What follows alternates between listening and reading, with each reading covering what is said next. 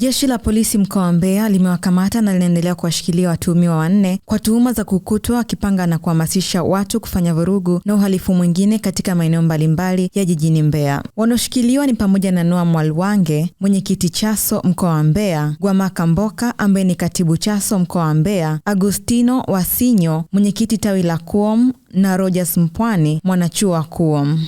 Jeshi la polisi mkoa wa Mbeya limewakamata na linaendelea kuwashikilia watuhumiwa 4 kwa tuhuma za kukutwa wakipanga na kuhamasisha watu kufanya vurugu na uhalifu mwingine katika maeneo mbalimbali jijini Mbeya. Wanaoshikiliwa ni pamoja na Noah Mwalwange, huyu ni mwenyekiti wa Chaso mkoa wa Mbeya, Gwamaka Mboka ambaye ni katibu wa Chaso mkoa wa Mbeya, Agustino Wasinyo, huyu ni mwenyekiti wa tawi la Kuom, na Rogers Mpwani ambaye ni mwanachuo Kuom.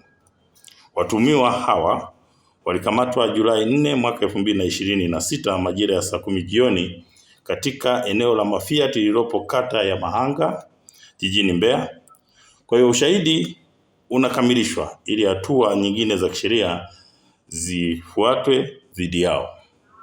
Kwa hiyo jeshi la polisi mkoa wa Mbeya linaendelea kutoa wito kwa baadhi ya wananchi kuacha kujiingiza katika vitendo vya kupanga na kuhamasisha uhalifu katika jiji la Mbeya, kwani hatua kali kwa mujibu wa sheria zitachukuliwa dhidi yao.